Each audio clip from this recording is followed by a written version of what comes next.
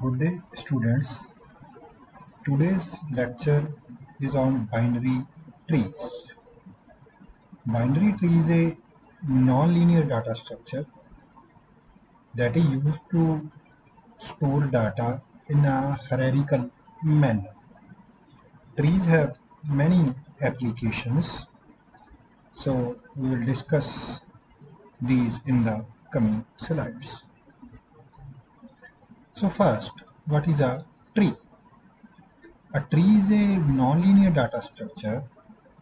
It is used to impose a hierarchical structure on a collection of data items. Hierarchical means first item, then second item, then below third, fourth, and this is a hierarchical structure.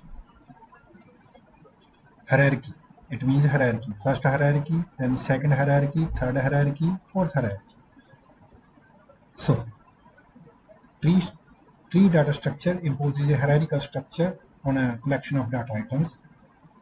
A tree is recursively defined as a set of one or more nodes where one node is designated as the root of the tree. So the topmost node is called the root of the tree. And all the remaining nodes can be partitioned into non-empty sets. और जो बाकी बच गए उनको आप non empty sets में divide कर सकते हो, इस सब ट्री के अलग में, इस स्ट्रब ट्री के अलग सेट में, इस सब ट्री के अलग सेट में, यानी कि रूट के जितने भी ब्रांचेज निकलेंगी उतने सेट के अंदर आप उसको ब्रेक कर सकते हो. And all the remaining nodes can be partition in non empty sets each of which is a sub tree of the root. Root का हर एक जो भी सब ट्री होगा उतने सेट्स के अंदर, नॉन एम्प्टी सेट्स के अंदर आप उसको ब्रेक कर सकते हो. एक जनरल ट्री, पहले जनरल ट्री की डेफिनेशन दे देते हैं. A tree is a finite set of one or more nodes such that there is a specially designed node called the root, one node called the root.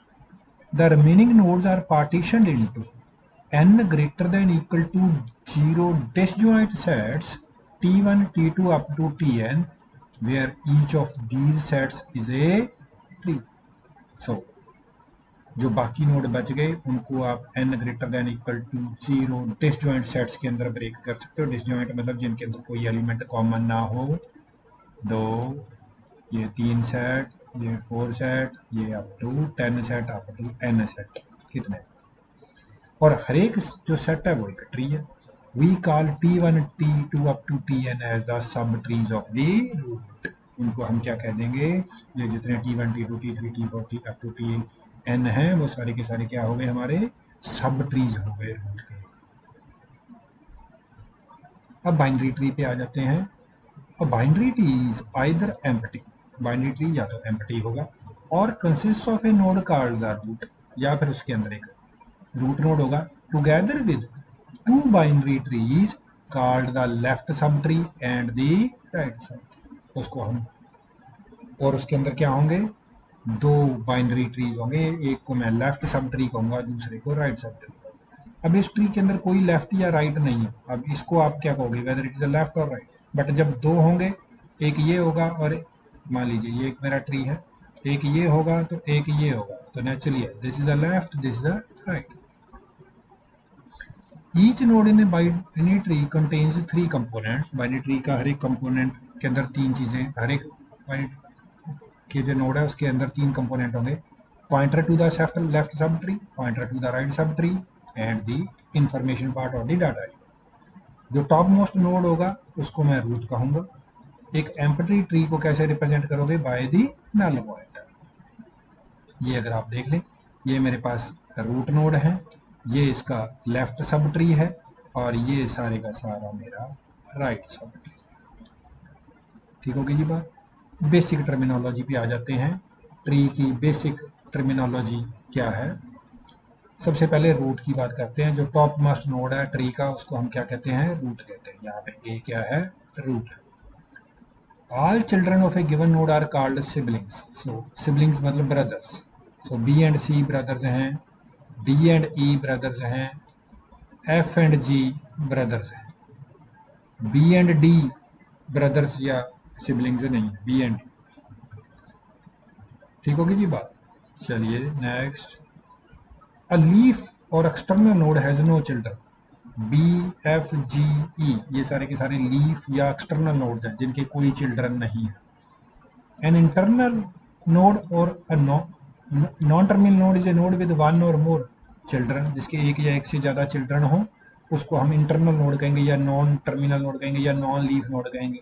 जैसे कि ए C D, ए root भी है but ये internal node भी है, तो सी and D, सी और D आपके अगर सिंपली को तो सी और डी आपके इंटरनल नोड। नेक्स्ट, एक नोड n1 को मैं एंसेस्टर कहूंगा of another node n2। n1 को एंसेस्टर कहेंगे n2। n1 या तो फादर हो n2 का या फादर का कोई एंसेस्टर हो, जैसे कि डी जी का एंसेस्टर है, सी जी का एंसेस्टर है, ए जी का एंसेस्टर है, बट बी जी का एंसेस्टर नहीं है, बी जी का एंसेस्टर नहीं है, ई जी का एंसेस्टर नहीं है, या तो वो उसका फादर हो या फादर का एंसेस्टर हो। इसी तरीके से एक नोड n2 को मैं लेफ्ट डिसेंडेंट कहूँगा अनदर नोड n1। एक नोड n2 को, सॉरी पहले ऊपर वाला, ये नोड n2 को मैं डिसेंडेंट कहूँगा of another node n1। n2 को डिसेंडेंट कहेंगे। n2 या तो उसका चाइल्ड हो n1 का या चाइल्ड हो सम डिसेंडेंट का, यानी कि जैसे यहाँ पे देखें f है वो d का डिसेंडेंट है, f है वो c का भी डिसेंडेंट है, f है वो a का भी डिसेंडेंट है, यानी कि वो d का चाइल्ड है, c के अगर आप हिसाब से देखें तो d का चाइल्ड है, तो नेचुरली c के कारण c d का, जो d है वो c का चाइल्ड हो गया, f d का चाइल्ड हो गया, चाइल्ड का चाइल्ड। अगर इधर से देखें c उस a का चाइल्ड, d c का चाइल्ड, f d का चाइल्ड, तो नेचुरली ये भी उसका क्या हो गया, डिसेंडेंट हो गया। ये डिसेंडेंट मतलब नीचे वाले, एंसेस्टर मतलब ऊपर, दादे परदादे वो एंसेस्टर हो गए, बच्चे बच्चों के बच्चे वो हो गए डिसेंडेंट्स। अब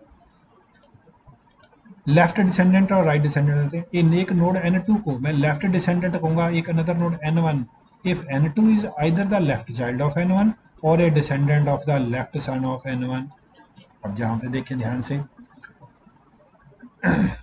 डी सी का लेफ्ट डिसेंडेंट है, एफ और जी सी के लेफ्ट डिसेंडेंट है, बट अगर ए के हिसाब से देखें तो डी उसका राइट डिसेंडेंट है, एफ एंड जी भी उसके राइट डिसेंडेंट है, सी भी उसका राइट डिसेंडेंट है, यानी कि या तो वो राइट चाइल्ड हो या राइट चाइल्ड का आगे कोई चाइल्ड हो, राइट चाइल्ड का कोई चाइल्ड हो तो वो उसके लेफ्ट या राइट डिसेंडेंट हो जाएंगे। लेफ्ट साइड वाले हैं तो लेफ्ट डिसेंडेंट हो जाएंगे, राइट साइड के हैं तो right. A node n2 is a right descendant of another node n1 if n2 is either the right child of n1 or a descendant of the right son of n1। अभी मैंने आपको बता दिया कि c d f और g और e ये सारे के सारे a के राइट डिसेंडेंट है। अगर मैं c के हिसाब से देखूं तो d f g ये इसके लेफ्ट डिसेंडेंट है, किसके, c के। ठीक होगी जी बात। ई सी का राइट डिसेंडेंट है। इस तरीके से आपने कर दिया। ठीक है जी। नेक्स्ट, अब यहाँ पे देख लेते हैं, m is the root of the tree, ठीक है, g is the root of the left sub of tree of the m, ये जो g है ये लेफ्ट सब ट्री की रूट हो गई, w है वो राइट सब ट्री की रूट हो गई। ठीक होगी जी बात। b h j n s ये सारे के सारे लीव्स हो गए। n है, n देखिए कहाँ पे है, n ये p का लेफ्ट चाइल्ड है, s है वो p का राइट चाइल्ड है, p इसका मतलब है इनका पेरेंट हो गया, g and m and g, m and g ये एंसेस्टर्स हो गए d के ancestor g and m, p n and s, p n s ये डिसेंडेंट हो गए w के, यानी कि या तो उसके चाइल्ड हैं या चाइल्ड के चाइल्ड हैं, p n s। तो इस तरीके से b h d देखोगे तो वो g के डिसेंडेंट है और g एंसेस्टर है किसका, b h d का। नेक्स्ट, पाथ की बात कर लेते हैं। Path from V1 to node V के, एक पाथ है V1 से V के, वो क्या होगा, कहता सीक्वेंस होगी नोड्स की such that Vi is the parent of Vi plus 1 for I lies between 1 to K। यहाँ पे अगर आप देखें A से F के बीच में, A से G के बीच में देख लेते हैं। सो A से G के बीच में पाथ है, ठीक होगी जी। A से A को अगर मैं V1 मान लूँ और इसको मैं VK मान लूँ, तो नेचुरली है V1 इस, अगर ये V2 है तो इसका पेरेंट है, ये अगर V3 है तो V2 इसका पेरेंट है, ठीक होगी जी बात। और जो VK है उन्हें V3 है उन्हें चाहिए VK का पेरेंट है, सारे बीच में पेरेंट आ रहे। तो ये क्या हो गया, हमारा पाथ होगा। जितने एजेस होंगे उसकी उतनी पाथ की लेंथ होगी, यानी इसके अंदर 3 एजेस हैं तो लेंथ की, पाथ की लेंथ कितनी होगी, 3 होगी। The length of this path is the number of edges encountered, जितने एजेस आए उतनी उसकी पाथ की लेंथ हो जाएगी। The length of the path is 1 less than the number of nodes on the path, जितने नोड आएंगे पाथ की लेंथ उससे कम होगी। नोड आ रहे हैं 4, लेंथ हो रही है 3, that is K minus 1 in this example. इस केस में K अगर K तक जा रहा है तो K माइनस 1 होगी उसकी लेंथ। फिर डेप्थ की बात करें, depth of any node in a tree is the length of the path from root to that node. मान लीजिए मैं D की लेंथ जानना चाहता हूँ, तो रूट से उसकी कितनी दूरी है, सो रूट से उसकी 1 दूरी है तो नेचुरली उसकी डेप्थ 1 होगी। एफ की अगर मैं डेप्थ जानना चाहता हूँ, उसकी रूट से दूरी 2 है तो उसकी डेप्थ 2 होगी। जी की मैं डेप्थ जानना चाहता हूँ, ए से उसकी दूरी कितनी है, 3 है तो उसकी डेप्थ 3 होगी। अगर डेप्थ ट्री की बात करें तो depth of its deepest leaf, जो सबसे बड़ा दूरी पे लीफ होगा वो उसकी डेप्थ होगी। इसकी डेप्थ 3 है, इस ट्री की डेप्थ कितनी है जी, 3 है। रूट की डेप्थ जनरली कितनी होती है, 0 होती है। नेचुरली रूट से दूरी 0, क्योंकि टोटल डेप्थ भी इसकी कितनी है, 3 है।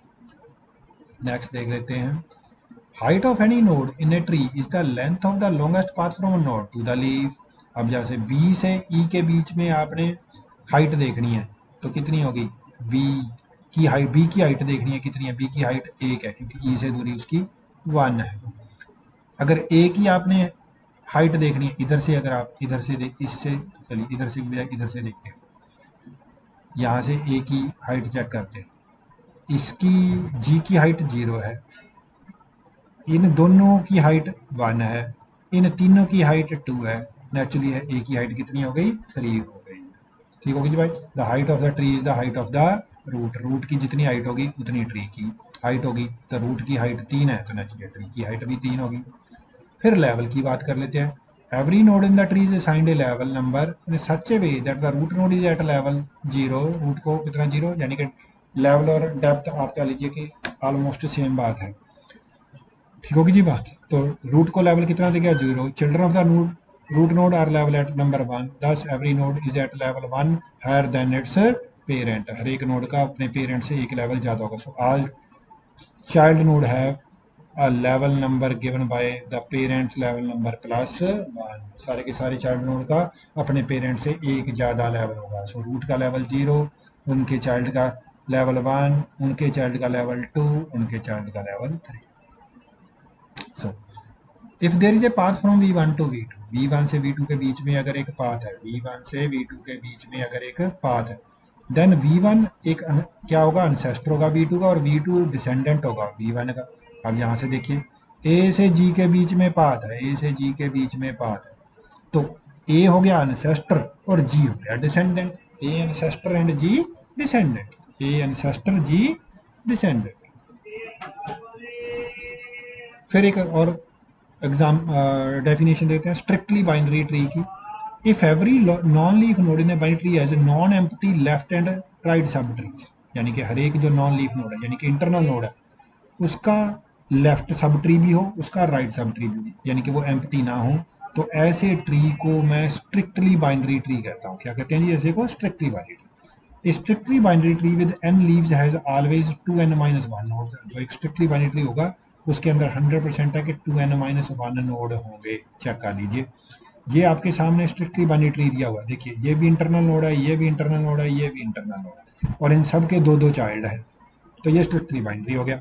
अब अगर उसके अंदर n लीव्स हैं, कितने लीव्स हैं, 1 2 3 4, तो 4 को 4 को 2 से मल्टीप्लाई किया, 8 8 माइनस 1 7। सो चेक कर लीजिए इसके अंदर 7 नोड्स हैं, 1 2 3 4 5 6 एंड 7। ठीक होगी जी बात। So this is strictly binary tree. फिर फुल बाइनरी ट्री की बात कर लेते हैं। A full binary tree of depth D is strictly binary tree. जो एक फुल बाइनरी ट्री है तो वो स्ट्रिक्टली बाइनरी ट्री होगा। All of leaves are at level D minus one, जिसके सारे के सारे लीव्स हैं वो कितनी डेप्थ पे होंगे, डी माइनस वन पे होंगे, यानी कि एक ही लेवल पे होंगे। चेक कर लीजिए सारे लीव्स एक लेवल पे होंगे। अगर ऊपर नीचे होंगे तो फिर वो full binary tree नहीं होगा। The significance of a full binary tree is that it is a binary tree with a maximum number of nodes for a given depth। इसकी सिग्निफिकेंस क्या है, इसकी इंपॉर्टेंस क्या है कि ये एक बाइनरी ट्री है जिसके अंदर मैक्सिमम नंबर ऑफ नोड्स होंगे किसी एक गिवन डेप्थ के ऊपर। If the number of nodes Tn in a full binary tree is known, अगर आपको फुल बाइनरी ट्री के नंबर ऑफ नोड्स पता हो, we can compute its depth d by the formula. तो हम उसका फार्मूला के साथ उसकी डेप्थ कैलकुलेट कर सकते हैं। Tn is equal to 2d minus one, Tn is equal to 2d minus one, ये मेरे पास फार्मूला है। तो d कैसे निकलो, d इसको दोनों तरफ लॉग ले लोगे, d equal to log 2 Tn plus one बन जाएगा। तो चलिए चेक कर लेते हैं। इस ट्री के अंदर मेरे पास 15 नोड्स हैं, चेक कर लीजिए, 1 2 3 4 5 6 7 7 9 11 13 एंड 15, तो 15 नोड हैं। सो Tn की वैल्यू 15 पुट की, 15 प्लस वन 16, 16 का log 2 लिया तो ये हमारे पास 4 आ जाता है। log 2 of 16 is 4। So depth of this tree is 4। अगर आपको नंबर ऑफ नोड पता हो तो मैं डेप्थ निकाल सकता हूँ। अगर मेरे को डेप्थ पता हो तो मैं उसके अंदर मैक्सिमम नोड उस डेप्थ पे बता सकता हूँ कि कितने उस ट्री के अंदर मैक्सिमम कितने नोड हो सकते हैं, वो मैं बता सकता हूँ।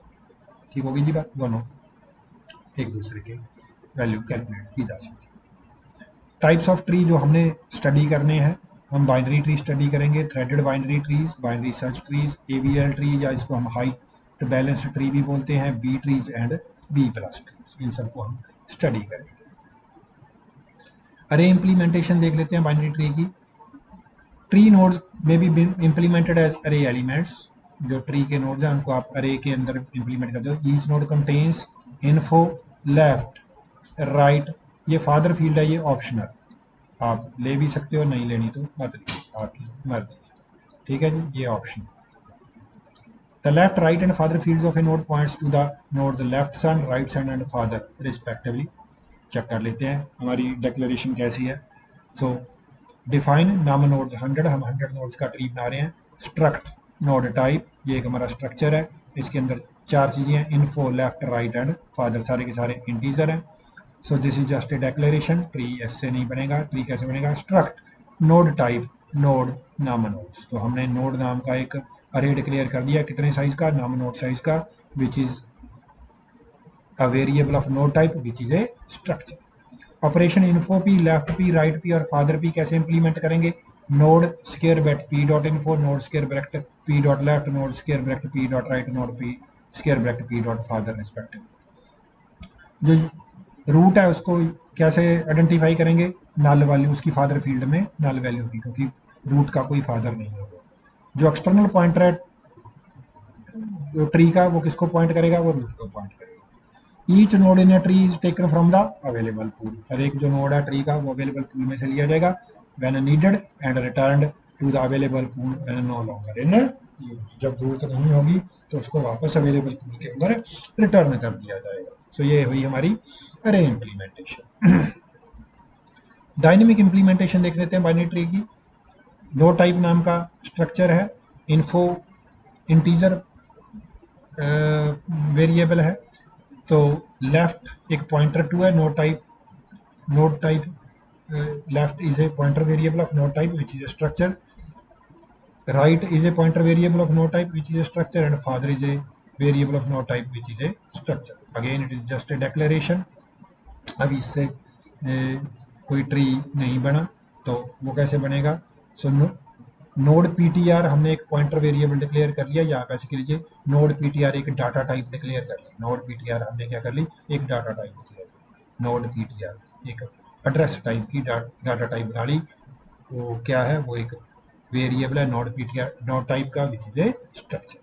Operation info P, left P, right P and father P वो कैसे इंप्लीमेंट होंगे, that is P info, P left, P right and P father. ये हम पहले भी क्या कहते हैं लिंक लिस्ट के अंदर देख चुके हैं कि ये कैसे इंप्लीमेंट करने हैं।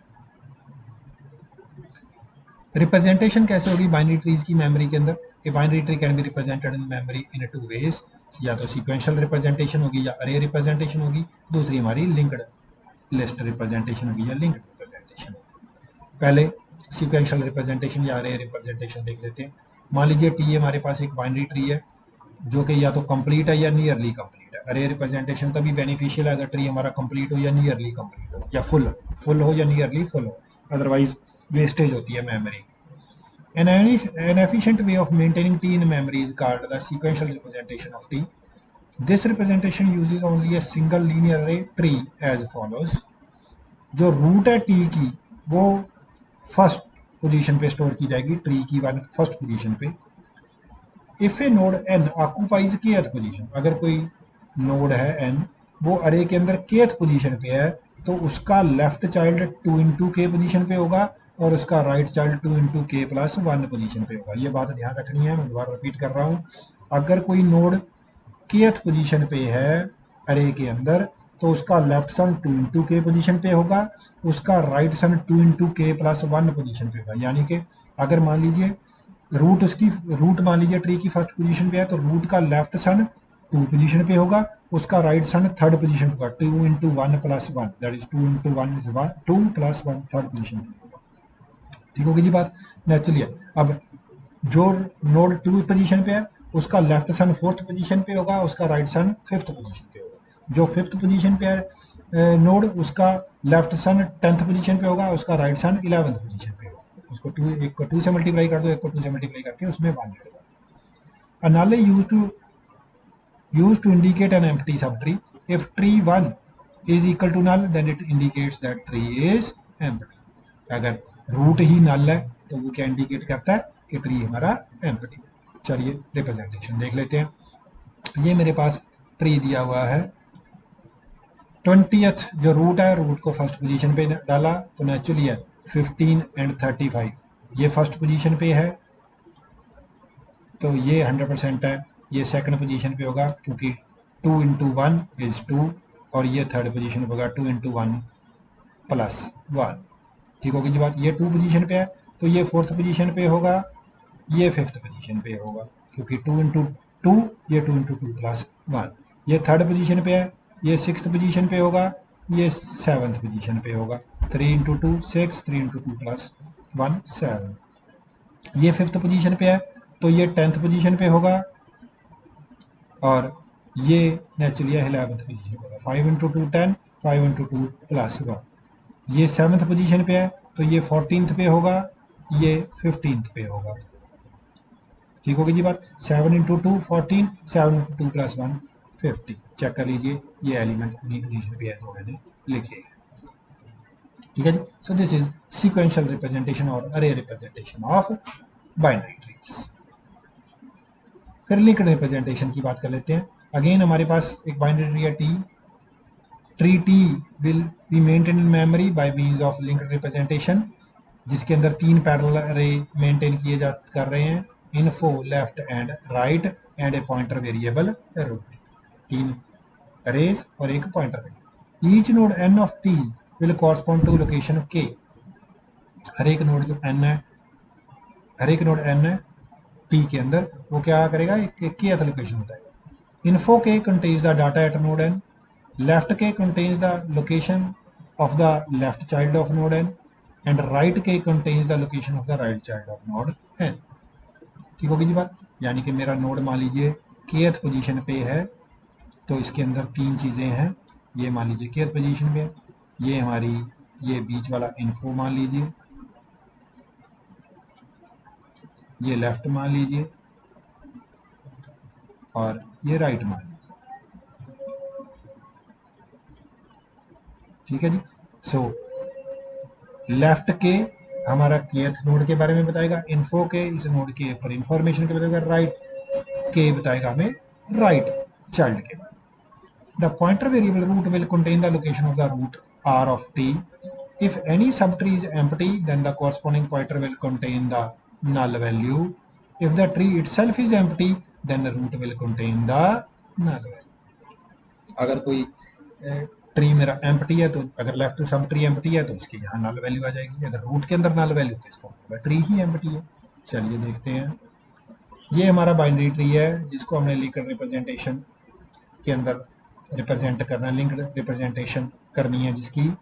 ये यहाँ पे ध्यान से देखिए, 1 हमारा रूट एलिमेंट है, इसके लेफ्ट इसका 2 है, राइट के अंदर 3rd का एड्रेस, 2 के अंदर लेफ्ट में 4th का एड्रेस है, राइट में 5th का एड्रेस है, 4th के लेफ्ट में 8th का एड्रेस है, राइट में 9th का एड्रेस है, 5th के अंदर लेफ्ट और राइट नहीं है तो नल वैल्यू, ठीक है जी। 3rd के लेफ्ट में 6th का एड्रेस है, राइट में 7th का एड्रेस, 6th के लेफ्ट में 10th का एड्रेस है, राइट में 11th का एड्रेस, 7 के लेफ्ट का वैल्यू नल है, राइट की वैल्यू 12 है। सो ये एक स्कीमेटिक डायग्राम है जो स्कीम बताती है कि कुछ इस तरीके की रिप्रेजेंटेशन होगी, बट एक्चुअल रिप्रेजेंटेशन कुछ ऐसी। सो यहाँ पे देखिए 3 एरे, हमने बताया था कि 3 एरे हैं, एक लेफ्ट एरे है, एक डाटा एरे है, एक राइट एरे। सो यहाँ पे अगर आप डाटा के अंदर ध्यान दें तो डाटा हमारा यही है जो इसके अंदर है, 1 से लेके 12 तक वैल्यूज दी हुई है, 1 से लेके 12 तक वैल्यूज दी हुई है डिफरेंट नोड्स के। अगर आप देखें 8, 9, 10, 11 एंड 12 इनके लेफ्ट और राइट -1 है, तो चेक कर लीजिए 8 की लेफ्ट और राइट की वैल्यू -1 है, 10 की लेफ्ट और राइट वैल्यू -1 है, 11 की लेफ्ट और 12 की लेफ्ट और राइट वैल्यू -1 है, ठीक होगी जी बात। और सॉरी यहाँ पे नहीं देखना, 11 की 11 वैल्यू क्या है, 11 नोड की देखनी है, 11 वैल्यू की देखनी है, लेफ्ट और राइट वैल्यू -1 है, 12 की लेफ्ट और राइट वैल्यू -1 है, ठीक होगी जी बात। अगर 1 के देखें, ये 1 पे चेक कर लीजिए, इसकी वैल्यू 1 है, इसके लेफ्ट में 2 है, यानी कि लेफ्ट जो एलिमेंट है वो 5th पोजीशन पे है, 5th पोजीशन पे जो एलिमेंट है उसकी वैल्यू 2 है, चेक कर लीजिए। इसके राइट में राइट वाला जो एलिमेंट है वो 8th पोजीशन पे है, राइट वाला है वो 8th पोजीशन पे है, उसकी वैल्यू कितनी है, 3 है, चेक कर लीजिए। 3rd वाला है जो उसका लेफ्ट सन है वो 20th पोजीशन पे है, 20th पोजीशन पे, 20th की वैल्यू 6 है, चेक कर लीजिए 6 है, इसकी वैल्यू 6 है। 3rd जिसकी वैल्यू इन्फॉर्मेशन 3rd है उसका राइट सन 11th पोजीशन पे है, 11th पोजीशन, उसकी वैल्यू 7 है। दिस इज हाउ ये अवेल है, अवेल को सिर्फ किसके साथ मेंटेन करते हैं हम, राइट वाले के साथ मेंटेन करें। अच्छा, अवेल सिंपली उसने दिखा रखा है कि भाई अवेल हमारा है, इसको मेंटेन नहीं करते, अदरवाइज लेफ्ट या राइट किसी एक के साथ मेंटेन कर लेते हैं, ठीक होगी जी बात। So this is how the linked representation of a tree can be made. फिर ट्री ट्रेवर्सल की बात कर लेते हैं, visiting each element of the tree exactly once. So जो मोस्ट कॉमन ऑपरेशन है किसी भी ट्री के ऊपर वो ट्रेवर्सिंग अ बाइनरी ट्री है, that is to pass through the tree visiting each of its nodes once. So 3 methods हैं traverse करने के लिए, एक प्री ऑर्डर, एक इन ऑर्डर और एक पोस्ट ऑर्डर। प्री मतलब पहले, क्या चीज़ पहले, रूट पहले, ठीक है जी, रूट, क्योंकि 3 ही चीज़ें हैं, रूट, लेफ्ट और राइट।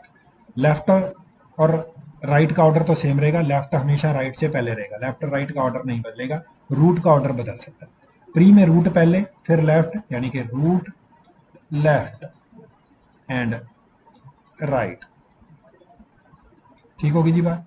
इन ऑर्डर में पहले लेफ्ट फिर रूट फिर राइट, यानी कि रूट बीच में, इन मतलब बीच में क्या चीज़, रूट बीच में। पोस्ट में मतलब बाद में, तो पहले लेफ्ट फिर राइट, ठीक है जी, फिर रूट, तो रूट बाद में। तो रूट की लोकेशन देखनी है हमने, रूट की किसकी देखनी है, रूट की।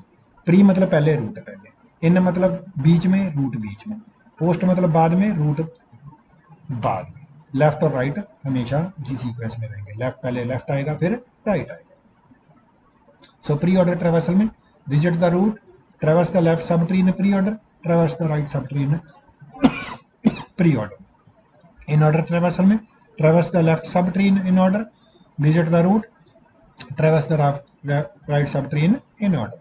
पोस्ट ऑर्डर में पहले लेफ्ट सब ट्री को पोस्ट ऑर्डर में ट्रेवर्स करें, फिर राइट सब ट्री को पोस्ट ऑर्डर में ट्रेवर्स करें, फिर रूट को ट्रेवर्स करें। एग्जाम्पल देख लेते हैं। ये हमारे पास ट्री है, तो इसका इन ऑर्डर पहले प्री ऑर्डर क्या होगा, 1 रूट पहले, फिर लेफ्ट वाले की रूट पहले 2, फिर लेफ्ट वाले की रूट पहले 4, so 1 2 4, then right 5, then 3, then 6, then 7। This is a preorder. अब इन ऑर्डर देख लेते हैं। इन मतलब बीच में, रूट बीच में लेनी है। सो 4 2 5, 4 लेफ्ट है, 2 उसकी रूट है, वो बीच में आ गई, 5 उसका क्या कहते हैं राइट है। फिर टोटल ट्री, क्योंकि ये इसका लेफ्ट सब ट्री सारा विजिट हो गया, फिर 1 आ गया। फिर अब क्योंकि ये रूट है तो इधर चले जाइए, 6 3 7। सो क्या बना हमारे पास, 4 2 5 1 6 3 7। ठीक होगी जी बात। फिर पोस्ट ऑर्डर देख लेते हैं। पोस्ट ऑर्डर क्या बनेगा, पोस्ट ऑर्डर में रूट सबसे बाद में, सो 4 5 2 6 7 3 1। ठीक होगी जी बात। पोस्ट ऑर्डर में दोबारा रिपीट कर रहा हूँ, अगर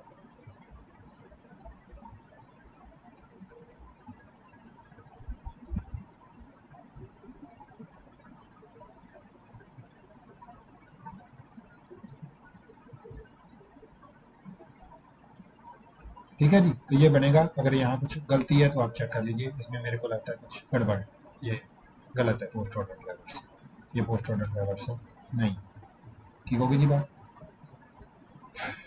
चलिए एक एग्जांपल और देख लेते हैं। अब इसका बनाते हैं। सो पहले preorder H M C Y B A S O L के, तो दिस इज प्री ऑर्डर। अब इन ऑर्डर देख लेते हैं। In order Y C B M S A H L O K. Post order देख लेते हैं। Root सबसे बाद में, रूट सबसे बाद में, so Y B C, Y B C S A M L K O H.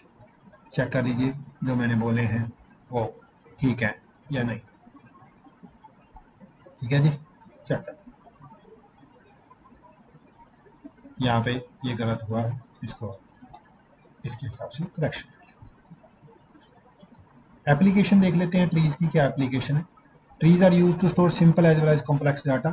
Here simple means an integer value, character value, and complex data means structure और a record. So simple values भी store कर सकते हैं और complex values. Trees are oftenly used for implementing other types of data structures like hash tables, sets and maps. फिर हम B trees जो आगे पढ़ेंगे, B trees are use to index a large number of records on the desk. B trees are also used for secondary indexes in databases. Trees are important in data structure used for compiler construction. Compiler construction में इसको use किया जाता है। Trees are used in database design. Trees are used in file system directories, जो आपके operating system के अंदर directories maintain की जाती हैं, वो ट्री स्ट्रक्चर में मेंटेन की जाती हैं, हायरार्किकल ऑर्डर में की जाती हैं। Trees are also widely used for information storage and retrieval in symbol tables. ये सिंबल टेबल्स कंपाइलर के अंदर यूज किए जाते हैं। सो ट्रीज इनके अंदर भी वाइडली यूज किए जाते हैं इंफॉर्मेशन को स्टोर करने के लिए और इनको रिट्रीव करने के लिए। आज के लिए इतना है। Thank you.